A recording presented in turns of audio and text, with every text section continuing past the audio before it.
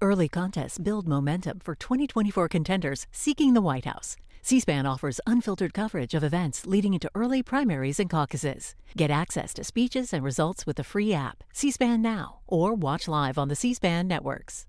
Why wait to see if you'll get something you like this Valentine's Day when you can go to BlueNile.com and find something you'll love? Whether you're looking to treat yourself to a little winter sparkle or show a galentine how much you appreciate them, Blue Nile offers a wide selection of high-quality designs, expert guidance, and free 30-day returns for the ultimate peace of mind. You can even design your own jewelry. Right now, save up to 50% at BlueNile.com. That's BlueNile.com. When it comes to teaching kids and teens about money, practice makes perfect. That's where Greenlight comes in. With a debit card and money app of their own, kids learn to earn, save, spend wisely, and invest. Parents send instant money transfers, create custom chores, and automate allowance, while kids track their spending, set savings goals, and practice money skills they can use today and for life. Get 1 month free when you sign up at greenlight.com/podcast. Welcome to Haunting History, the podcast that reaches back into the past for the events that still haunt us today. Tales of true crime, mystery, and the macabre. And when we're lucky, the stories were history and the people who lived it and the paranormal meet. Now, who doesn't love a good ghost story, right?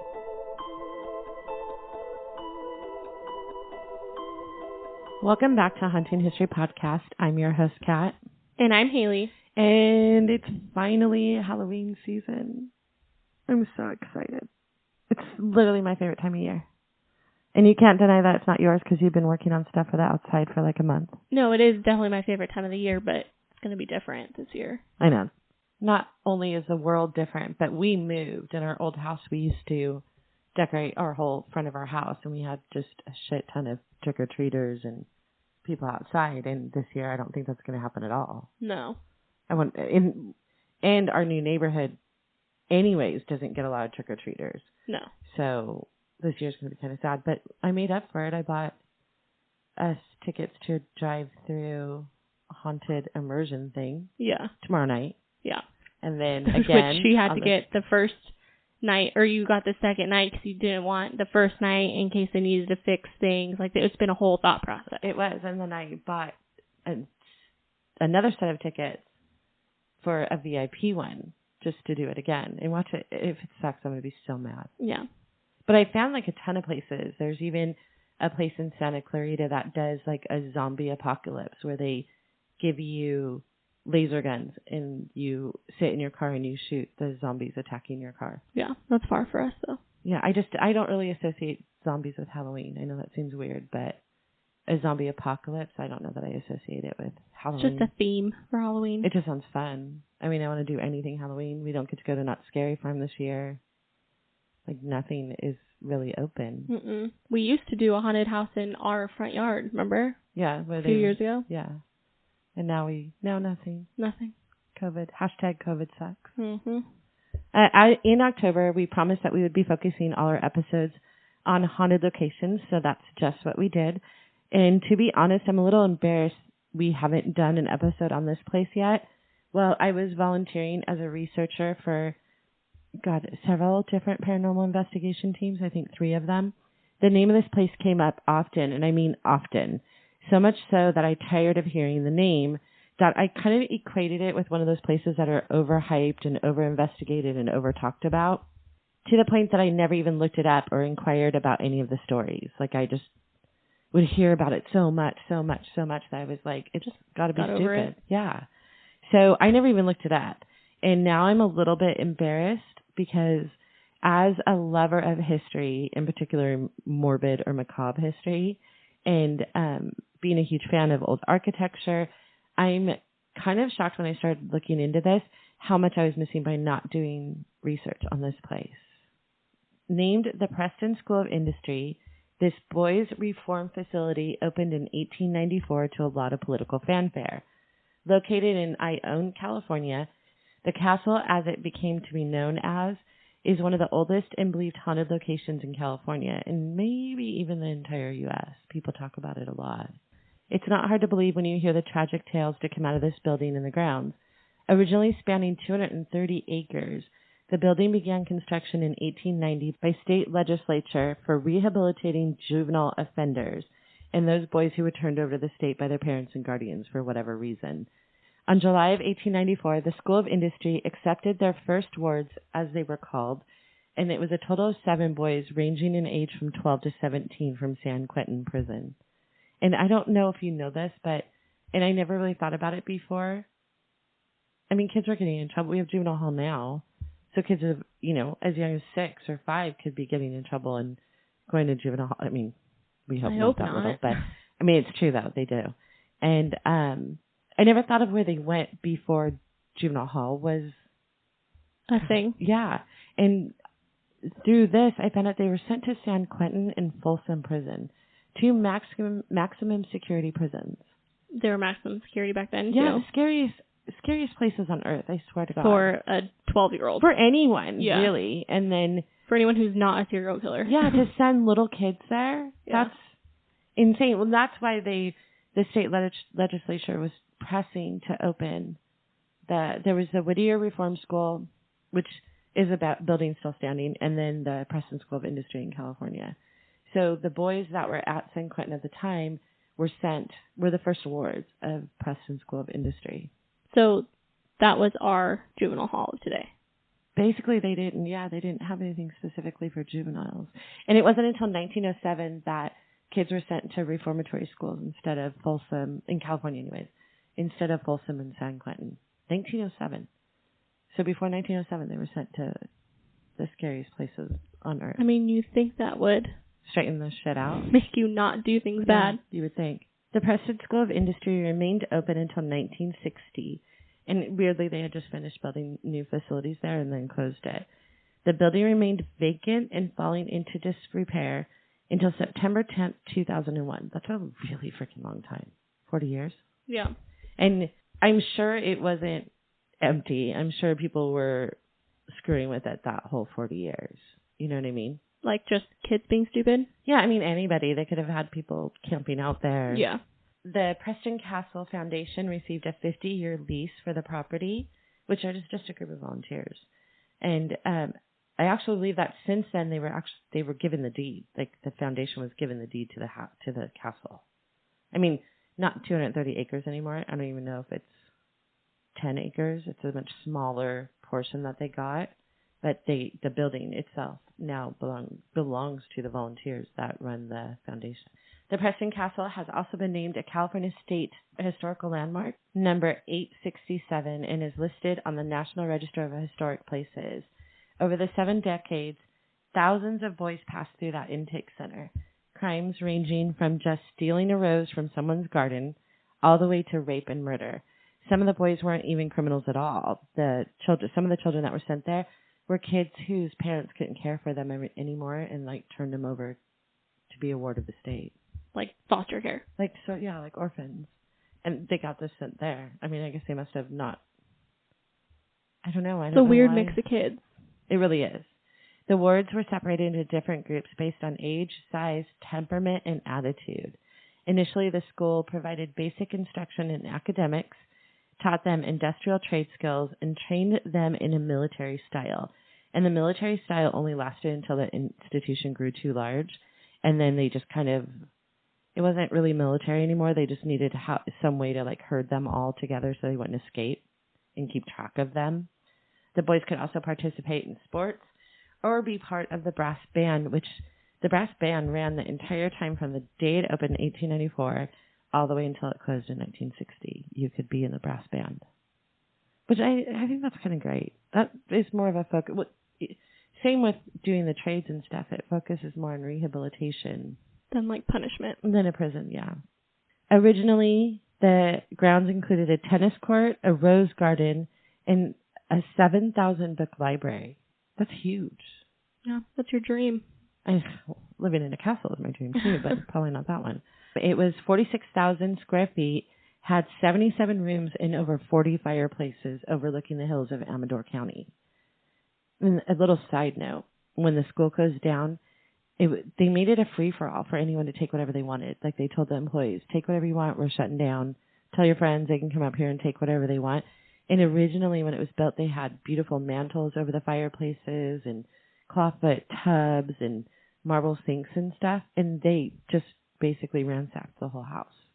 Anybody could take whatever they wanted in 1960. So there's pieces of the original Preston Castle probably all over Amador County still to this day. It sounds like it was really nice, fancy. Beautiful. It was really beautiful. It's still beautiful. It's very imposing when people say when they drive there, and it's at the top of a hill. Like it looks like, a giant castle on the hill. It's still very beautiful. Oh, even they even removed the roof. There were roof tiles, and people would climb up on the roof and take all the tiles for their own houses. Anything that's free, I guess. It doesn't sound like a bad place until it sinks in that some of the little boys who were there were placed there by no actions on their part. You know what I mean? Like they weren't bad kids. And they were forced to live with other boys who had committed rape and or murder. I mean, it makes for like a weird place to live. Do you know what I mean? Yeah, for sure. And it said that just the receiving into Preston had to be traumatic for the boys. They were first questioned and evaluated. They were brought in, however, wherever they were coming from, all over California. They were brought in and they were questioned and evaluated. Their hair was completely shaved off. They were told to strip and they were dunked, and I mean dunked literally in a chemical bath to kill any lice or parasites they may or may not have had on them. And then they went straight from the dunking bath, which I understand was in the floor, into like a shower. Can you imagine a 9-year-old boy? No. That was just one day with mom and dad and totally normal, and then all of a sudden... Yeah, but they weren't normal. They had to have been extreme situations. They were either very, very poor and they couldn't feed their kids, or were homeless. I guess. Do you know what I mean? It wasn't just like your next door neighbor. It was kids who were already at risk for whatever reason. But I mean, kids were sent there for stealing bread to feed their family, do you know? Especially during the Depression. If the walls could talk, they would have plenty to say. Preston Castle isn't without some of its famous occupants either, which I find really fascinating. Merle Haggard. Now, you're a country fan. You know who Merle Haggard is. Mm-hmm. He was committed to Preston in 1954 for stealing a car. And then he has a tattoo on his wrist that says PSI, and he's never confirmed or denied whether that PSI stood for Preston School of Industry. Interesting. And he's actually denied any requests for interviews in regards to Preston. He tried to escape twice. The first time, he and a friend climbed down a fire escape and hotwired a car. I guess he literally could hotwire a car within less than a minute. Mm-hmm. He hotwired a car, but the car owner, knowing that the boys were always trying to escape from the castle, chained his car to a tree. So when he took off, the car was stopped by the chain, and he was caught and put back in. And then the second time, he stole the police chief's car and got all the way to Fresno before he was caught. So how did he get out? Well, he ended up serving his time. He did time in San Quentin, too. Really? Or was it San Quentin or Folsom? Someone can correct me. But no, yeah, he continued a life of crime for a long time. Yeah. He says this is the one and only time someone quoted him regarding Preston, is that when he stole the original car, he jumped out of the car that he tried to steal, and he hid in a tree, like in a knot in a tree, like a big hole in a tree. And the sheriff's son saw him and met eyes with him, and he put his finger to his lips and told the little boy, like, shh. And the little boy ratted him out. And he said that as they were taking him away in the handcuffs, when he looked back, the little boy was wagging his finger at him. Another famous face to grace Preston Castle was Rory Calhoun. And I know this is someone you have no idea. He was a actor who was famous in the 50s and 60s, mostly in Westerns. He was in one of my favorite movies of all times, which I've made you watch, How to Marry a Millionaire. I don't remember ever seeing that. What? No. With Marilyn Monroe, Betty Grable. Well, he played Betty Grable's forest ranger. He was a forest ranger in How to Marry a Millionaire. Super cute. He took a turn at Preston. At the age of 13, he had stolen a gun, which landed him as a ward and inmate at Preston. Later escaping, just as Merle Haggard did, he continued to commit crimes until he was discovered by fellow actor Alan Ladd, changing his life and his name from Francis McCowan to Rory Calhoun. I just met someone the other day on the phone. Her first name is Rory, And I asked her, like, how'd you get the name Rory? Because I'm obnoxious and I do that to everybody. Mm-hmm. And she was actually named after Rory Calhoun. I thought that was super cool. Her dad was a really big fan of old Westerns, and he thought they were going to have a boy. So he said, well, my boy's name's going to be Rory. And then when she was born, he said, well, now my girl's name is going to be Rory. I thought that was really cool. Just a note that when the boys were first received at Preston, they were given a set of clothing. Now, obviously, escaping was a big thing to do. I mean, I just told you 2 examples. A lot of boys tried to escape. In fact, one of the stories of it being haunted is one of the boys tried to escape and was shot in the back by one of the guards. And so escaping was huge there. And when they first got there, the boys were given a set of clothing. Initially, when it first started, they were giving a military-style, like, uniform. But then as it started to get more crowded, just like the military stuff dropped off, they were given a set of denim jeans and a white T-shirt. But the one thing that never changed is the boys were given a pair of shoes that had an inverted V on it so that they could literally, they could be tracked. Like, it would be literally like, he went this way. Because the V's would point in the direction that the boys tried to escape. From imprinting on the ground. Exactly. From their footsteps. That's smart. I mean, is it? I mean, if they were smart, they just took off their damn shoes right when they left, right? I know, but clearly they didn't that much if they kept them in those shoes. With the V's, yeah, I guess. Another inmate most people won't recognize, like, no one's going to recognize this name, I mean, for sure. You haven't, but you've heard me talk about the old radio shows, how much I love them. Yeah. One of, and this drives me crazy because I've not been able to find out why he was there. I assume he was there because of circumstances, not because he was breaking any laws. His mom was a tightrope walker, and she fell and injured herself. She fell to the ground and injured herself. So I'm sure they were very poor. So I'm thinking he probably wasn't there because of something he did, unless it was stealing food for his family. But his name is Eddie Anderson, and if you do know old radio shows, you will know him as Rochester in the Jack Benny, with Jack Benny in the Jack Benny program, which that program ran from 1932 to 1950 on the radio. And then in 1950, it moved over to TV for another 15 years. And Eddie Anderson played Rochester that entire time, which was sort of, I guess in the show, his job was as a valet. If you get a chance and you can Google the Jack Benny show, do yourself a favor. Listen to it. If you like podcasts, you'll like old radio shows too. And the Jack Benny program was one of the greatest, and Rochester was by far the best character actor in all of radio. And he was at Preston Castle. But along with all these stories of redemption and fame came stories of boys who may have been better left off in San Quentin. Probably the reason why this place is considered one of the most haunted places in America is that evil monsters also walked the halls and more than likely left their mark. Like a gentleman, like I use the term loosely, a little boy at the time, named Carroll Chessman. His name is Carroll. He changed the spelling of it, but his first name was Carroll Chessman. He started his life of crime in 1937 by stealing a car and ended his life in the gas chamber at San Quentin in 1960 at the age of 38. And a little side note about him is that he caused all kinds of drama with the courts. He would change lawyers and do all kinds of things. And he was a bad guy.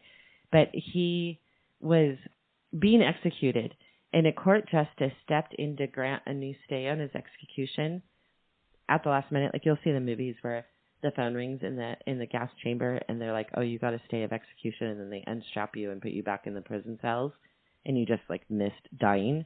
A court justice actually tried to grant a new stay of execution, but it failed because the court secretary, who was supposed to call the prison to tell them that they granted him a stay of execution, misdialed the prison switchboard phone number, and by the time the call was received, it was and rerouted to the execution chamber, that it had already begun and they couldn't stop it. So he ended up dying. But he had been tried and convicted of robbery and rape of a 17-year-old girl.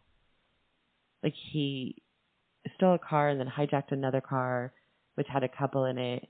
He beat the guy. He dragged the girl into the woods and raped her. And I think he actually did it to 2 different couples. Ew. Yeah, he was in Preston at one time. Like, he was a monster. Or there's Eugene Monroe, who was tried for the murder of a Preston employee. He was ultimately acquitted for that brutal slaying, but he was also suspected of 2 other rapes and murders, both similar to the murder that was committed at Preston. And some suspect that he may have been a serial killer. The deaths that occurred at Preston Castle can't be ignored either. The cemetery located behind the administration building lists 18 graves on findagrave.com.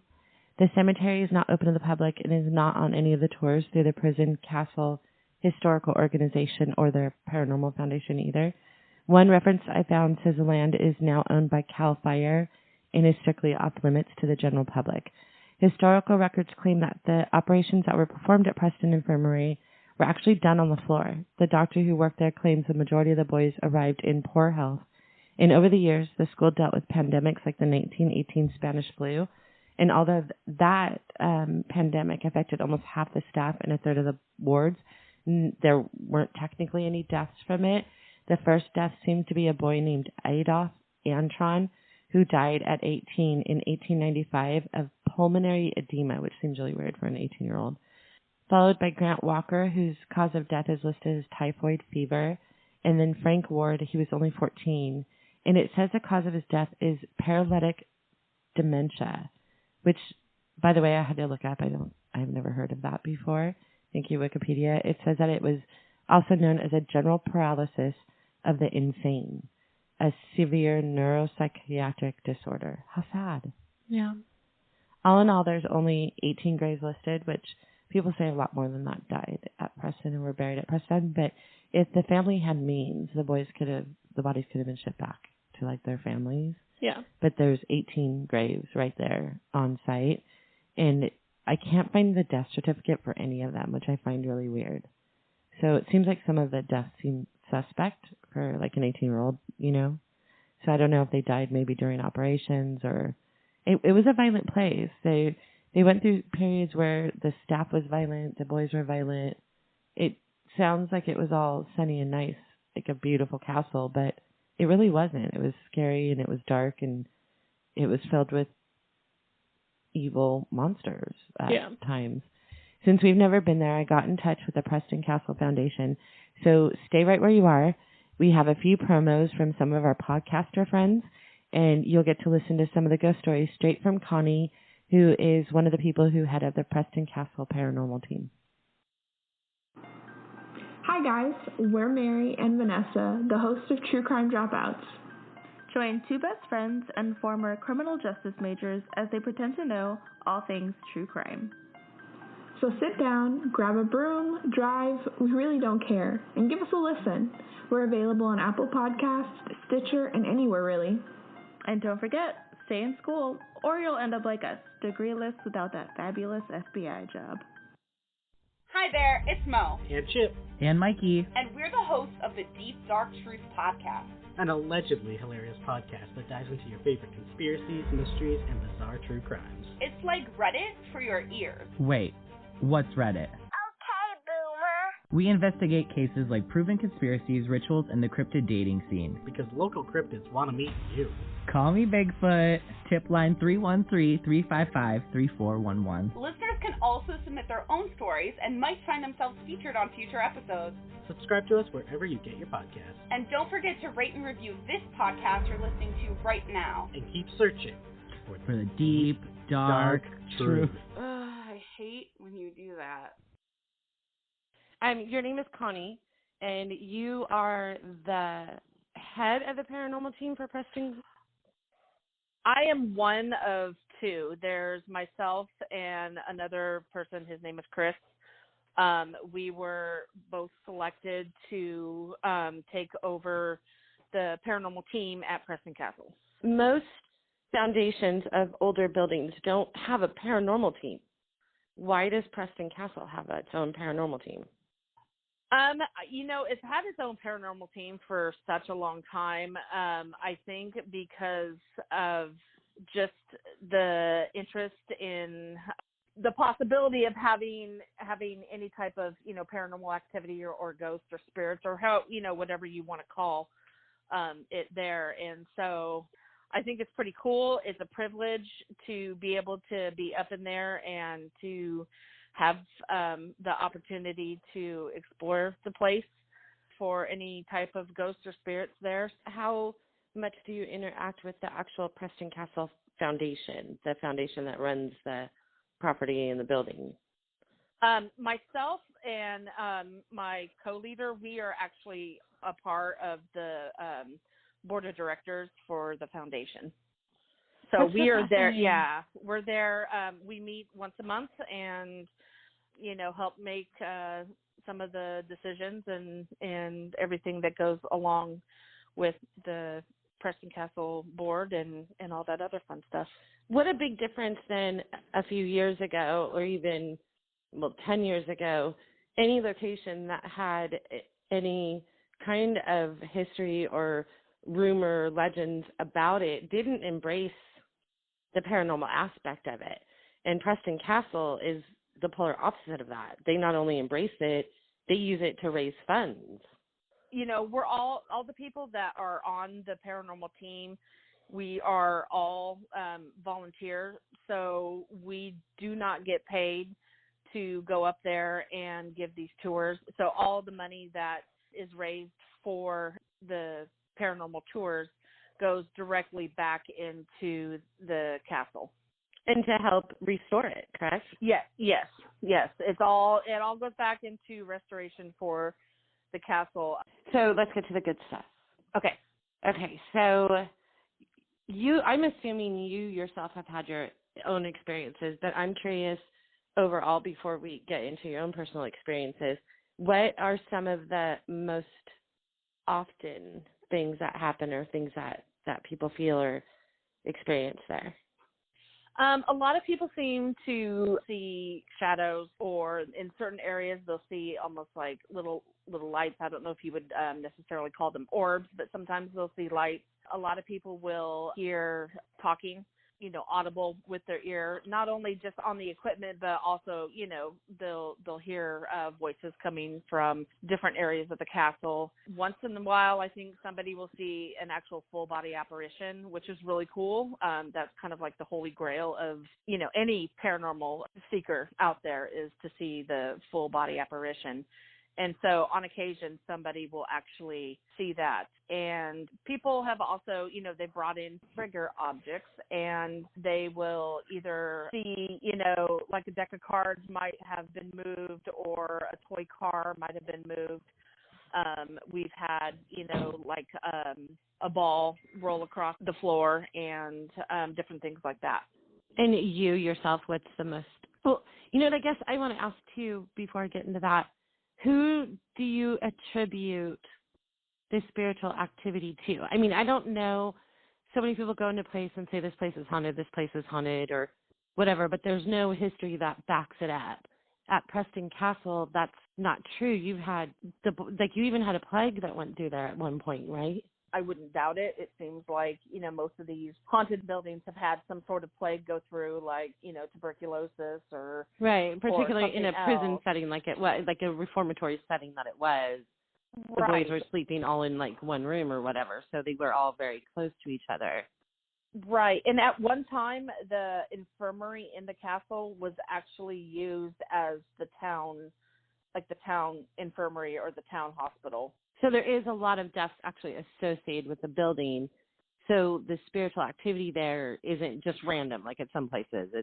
There's an actual cemetery there on the grounds, correct? Yeah, for all the years that I've been there, I have never been to the cemetery, but it's not really close to the actual castle. You have to get permission to get into there. Well, originally the castle was purchased 230 acres, from what I understand, and now currently the foundation owns 12.8 acres. So originally it was part of the acreage of the property of Preston School of Industry. Yes. But not, okay, so now currently the foundation owns which is significantly a lot less than what the actual school was ran on. At 12.8 versus 230 acres, that's a huge. dramatic difference. Yeah. So the activity that a lot of the people that do the ghost tours and I feel like every TV show has done an investigation there. Just about, yeah.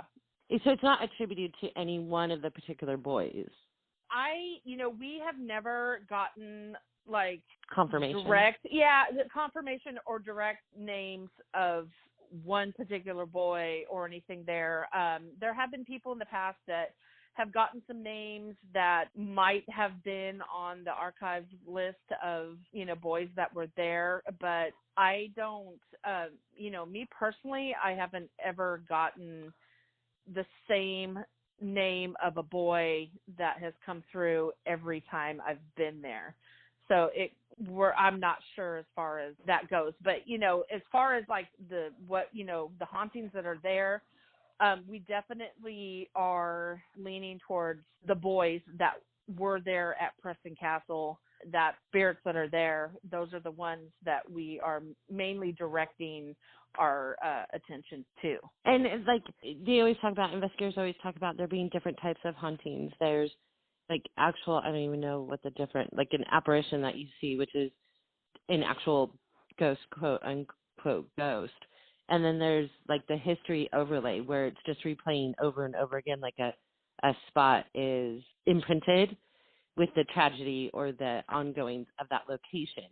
Do you think that it's actual spirits walking around, or do you feel like it's more of an imprint on history, that it's something just replaying over and over again, like a DVR or something? In my experience, it's both.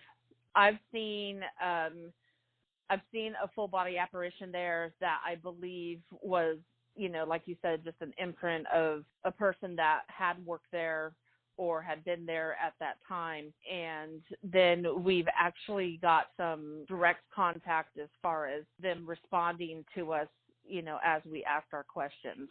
So there's intelligent haunting there, just as all the different other kinds of hauntings.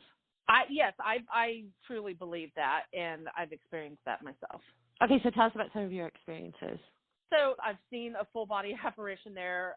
It was actually, I was not a part of the team. I was not part of the foundation. It actually happened to be the very first time I had gone up there for a nighttime investigation. I was super, super excited.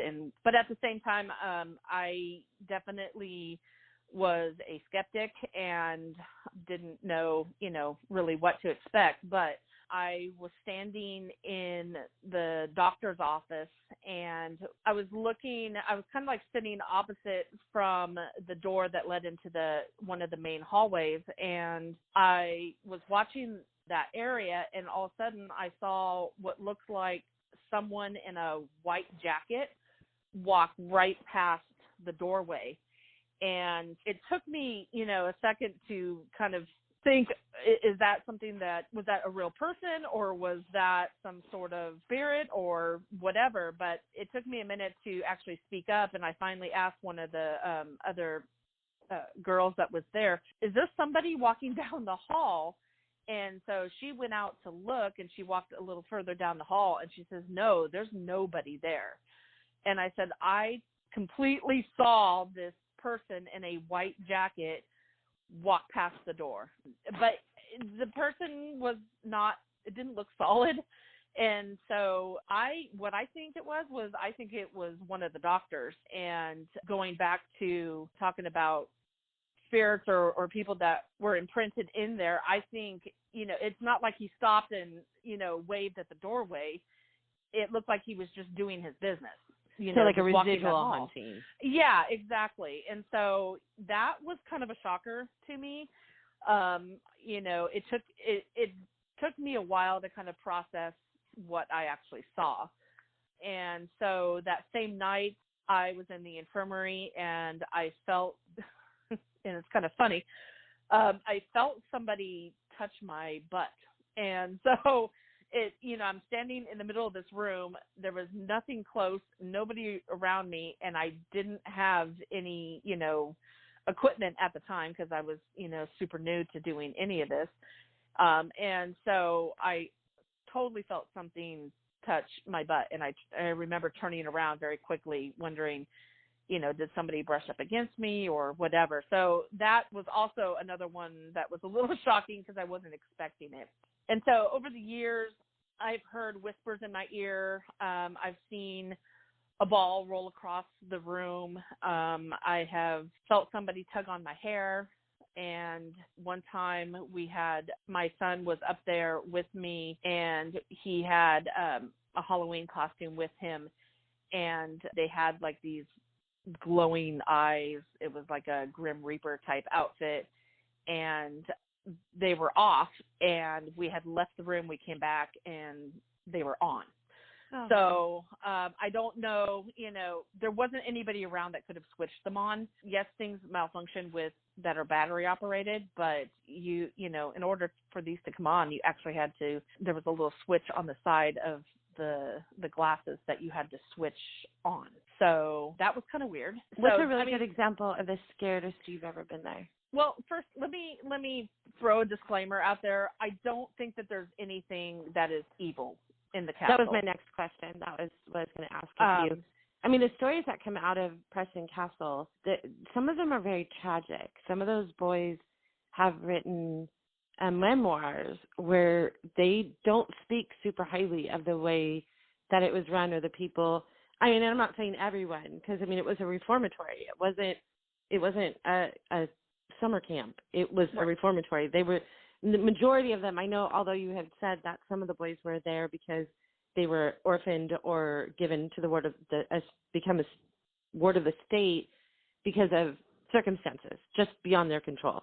Parents couldn't afford to keep them, and they were wards of the state, and the state would send them there. So not all of them were bad kids, but a bunch of them were really bad people. So that was one of my questions, if any of that residual, the negativity there, kind of parlays into the investigations that you have. I have never experienced anything that I would consider demonic or evil at the castle. And, there might be some people out there that have claimed that they've gotten scratched or something like that. And again, I'm not going to say that they haven't, but, me personally, and other people that I've talked to, some of the people on the paranormal team and stuff like that, I don't feel, I don't think any of us feel that there's anything super evil or demonic there. There is one spirit there that we think he's a little angry, and we're not sure what his name is. We're not sure what it is that he's angry about, but I don't feel like he'll ever hurt anybody, but he can definitely make you feel uncomfortable. And so that goes into your question of, if I've ever been scared or anything like that. It's not necessarily scared, but I've had, there is the one spirit there where I've had him follow me throughout the basement, and where he's very intimidating and he's made me feel uncomfortable, but I don't think that he would be harmful. He's one of those that you have to kind of stand your ground and go, okay, I know you're here. You need to back off, and you need to leave me alone. And typically he does. Do you feel like it's someone that may have worked there, or one of the boys that were a ward of the reformatory? It's really hard to say. I have no clue. We really don't have any clue. The people that have had experiences, but we all have felt that it is a male presence, and we're not exactly sure who he is, what part he had to when he was. When and if he was at Preston Castle, because honestly, we don't know for sure. And I got to ask. He does have a particular area. Do you have a name for him? I have to ask because most people. I have my own little name for him, and I wish I knew what an actual name for. There's been names that have come up. Michael seems to be one of the names that comes up for him.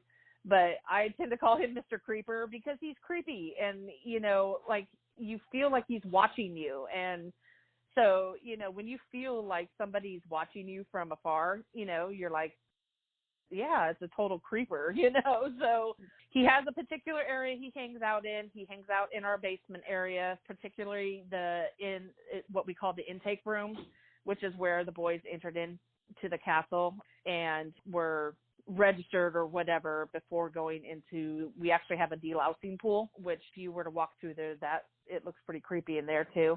But that he had hangs to out feel in that room. creepy in there. That had to be a very traumatic experience, especially for boys who were not going there as a form of punishment, but going there because of circumstances beyond their control to have to be deloused. Like, that had to be a super traumatic thing. Right, and for just the anyone. chemicals, just being thrown into a pool, whether you knew how to swim or not, or whatever, it's pretty deep, with a bunch of chemicals, and you're thrown in there just to, delouse, and if you have any bugs or anything like that, And would you say that's the creepiest room in the castle? That's probably one of the creepier areas in the castle, just because what went on in there.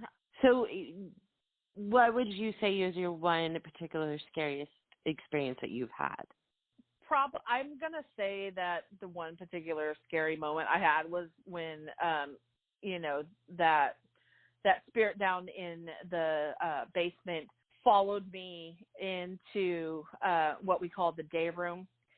And a bunch of us were sitting, in kind of like a half circle. And I just felt like I was being stared at, and it made me feel so incredibly uncomfortable, and I almost kind of froze while I was sitting there. And one of the girls that was sitting next to me, she asked if I was okay, and I shook my head no, and she said, what's wrong? I said, I'm being stared at. And she actually had to tell that spirit to leave me alone, because I couldn't get the words out to tell him to go away, to leave me alone, to give me my space. I've been startled, and things like that. It's always startling when you're sitting in a quiet room and then you hear like voices down the hall or something like that, and you're wondering who's doing it and where are they coming from, especially if we're not all split up into groups and we're all sitting in one room and it's clear that the voices are not coming from that room. When people get to go there and tour, do they get to actually investigate? Do they get to bring in their own equipment and investigate on their own? So we have a couple of different tours. We have a daytime tour, and that's led by, we actually have daytime docents, and they typically don't talk about any of the paranormal stuff there, because they're mainly for history purposes of the castle. They do the historical tours.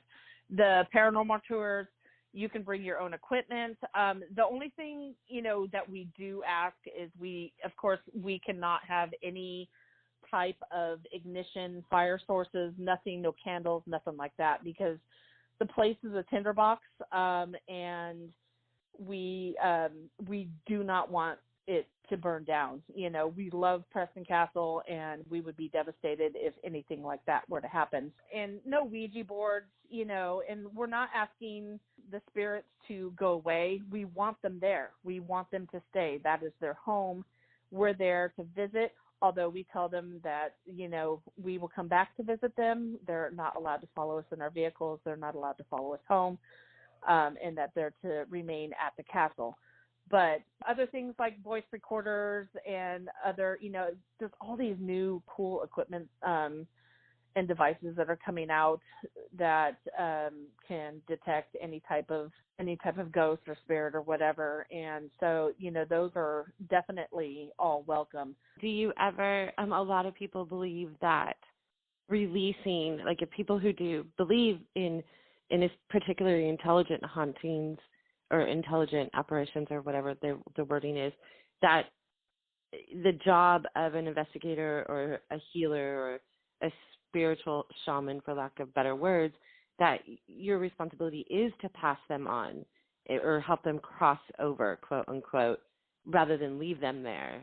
Do you ever feel like maybe there's activity that should be crossed over? Or, I don't know how to word it, but that's a lot of people go in places just to do that in particular, to release spirits, to be able to leave a place and not be stuck in one place. But you're saying that you don't do that there because you want them to stay, right? Well, we want them to,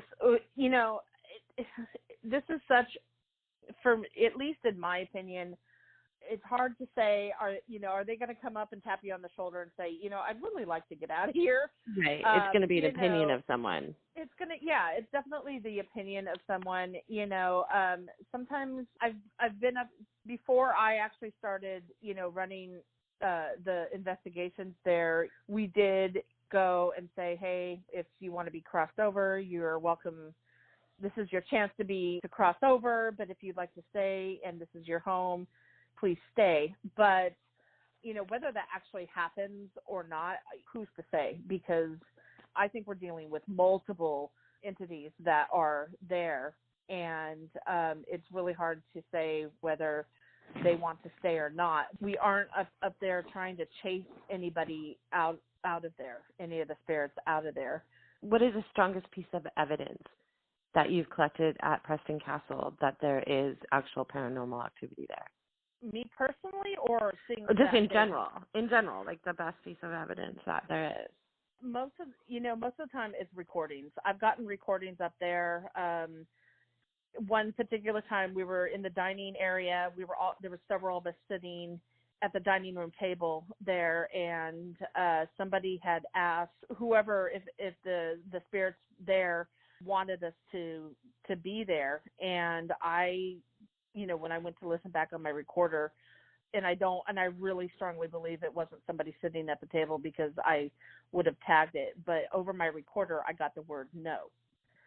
So, they did not, and they do, we have gotten evidence that when people have asked, do you want us here? Do you want us to leave? Do you want us to go to a different room? We've had them directly respond to us, yes, no. And if they want us to leave, we leave that area. Have you ever heard anyone say, like, get out? Like those specific words? Because that would scare the shit out of me. Someone said get out, and I don't know who it was. I'm getting out. Yeah. I have never, and there may have been, other people have gotten it. I personally have never heard Spirit tell us at Preston for us to get out. To me, most of the stuff that happens there, like the boys are mischievous and playful and stuff like that. So some of the funnest stuff to do is like, we've done recordings where like we've had them cuss at us over like the spirit box or something like that because they're messing with us, they're playing with us, and we try to keep a lot of the questions and stuff like that related to what they would have done there and stuff like that. And I'm sure there were times that the guards there would punish these boys for cussing or for smoking or stuff like that, getting caught of doing something that they weren't supposed to do. So most of the stuff that happens there seems to be related to that kind and stuff, and not boys being in a reformatory. Yeah, boys situation. Being boys. I don't know, and especially like females that go in there and stuff like that. These boys they're around boys all the time, and so they're fascinated by the woman that come in. Yeah, I think that they're pretty fascinated, especially if a pretty girl comes in there. Then of course they're going to be interested in and maybe they'll direct more of the attention towards the females that are in there. And so you were saying that you have the regular daytime tours, which don't mention the paranormal stuff, and then you typically would have nighttime tours where people come in who are investigators or just regular people who just want to experience an investigation.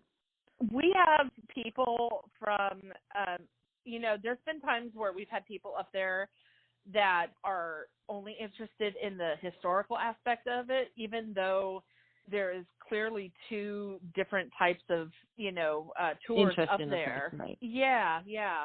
We have people that have never investigated and are super skeptics and just come up there to see, is this really true, to very experienced paranormal investigators that have like tons of equipment and are very serious, about doing investigations. And so your tours are open to both people, yes. Just the regular layman who just wants to experience something paranormal, and then actual investigators. And the tours are the same, or do you do different things? Like open it up just to investigators on these certain nights and these that open up certain nights for just regular tours? We have our public tours. They're open up to anybody at any stage of interest for doing the paranormal tours. And then we have, you can book a private paranormal tour, and, where you're gathering your own group of, friends, family, or whoever, or, your team that can book the castle out for the night. So you have a range of things that people could choose to do. Yes. So hashtag COVID sucks. This right? year, you can't do any of the things that you would typically do. No. We have had one investigation that was earlier in March before everything shut down for everybody. One of our biggest events is our Halloween haunt, which is amazing. We turn the castle into a haunted attraction. There are 3 floors that you can go through. It's self-guided, and it really, really is like one of our biggest fundraisers. And unfortunately, due to COVID, we were not able to do that this year, and that is a huge, huge disappointment. We are all so sad that we can't do this. And that financially affects whether things get done at the castle throughout the year, right? The fact that you can't do that. It definitely hurts the castle as far as that goes, because we're all volunteers. Again, every penny goes back into the castle that's made from that Halloween haunt. And so, yeah, it definitely hurts us to not be able to have that financially. And so if someone wanted to donate, whether they believe in the preservation of the castle, if they're like architecture or history fans, or they're fans of the paranormal, a way that they can donate is what? Go to your website? Yes, you can go to PrestonCastle.org, not .com, .org, and there is a donate button. You can donate through that, and the money goes towards, helping the castle out as far as preservation and all that. We definitely need the help with that. The castle doesn't do just the paranormal. It does the daytime. It does the paranormal. It does the Halloween haunt. We have wine events, big barbecue events. We have a movie night. We have weddings. We have picture days. We have so many different events. And Christmas, we can't do our Christmas event. And so all that is, has been canceled for the year. And you'll be back in 2021 with all these. We hope to, as soon as things open up, as soon as Health Advisor allows us to open up and California opens up. So we hope to come back bigger and stronger for our Halloween haunt next year. Well, okay, so can people sign up on your website do you have like a newsletter or anything that goes out? I believe that there is a newsletter. You can also, so there's different things you can do. You can donate, you can buy a brick, you can become a member of the castle. And so definitely look at the membership, and that all helps go towards the restoration of the castle. And so I believe with the membership, you get a newsletter and stuff like that. And that just, tells kind of what the happenings are and what we're doing and the projects that we're working on with the castle. I have created for just the paranormal tours, I have a Facebook page. They can go to Preston Castle Paranormal Tours. And if they can like and follow me on that, there's not a whole lot of activity right now, but that's where I will be posting like the tour dates and all that other stuff besides what you see on the website. I know money's tight for everybody, but, we definitely need the help, and it's really for a good cause. And this is a good, thing to donate your money or, time, even if you're local, when helping to preserve history. Yeah. So we're going to definitely come see you when you open again. We're going to come up and visit you. You're only about 5 hours from us, so. Thank you so much, Connie, for spending so much time with me today and the other day and all the times we've spoken so far. Yes, absolutely. I'll talk to you soon. Okay, bye. Bye. Is Preston Castle filled with the intelligent hauntings of the boys and staff who lived and sometimes died there, or just imprints of its tragic and violent past?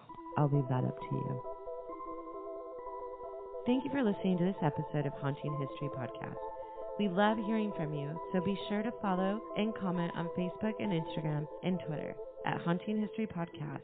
And don't forget to subscribe, rate, and review wherever you listen to all your favorites. Visit our website at hauntinghistorypodcast.com for more information on each episode and links to our Patreon page and all our social media platforms. Until next time, I'm Kat. I'm Haley. And remember, the living are far scarier than any ghost.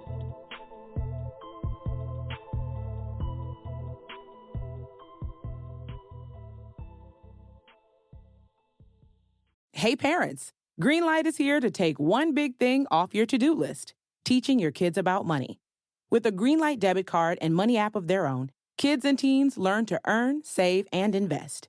You can send money instantly, set flexible controls, and get real-time notifications of your kids' money activity. Set up chores and put allowance on autopilot to reward them for their hard work. Then learn about the world of money together. Get 1 month free when you sign up at greenlight.com/podcast.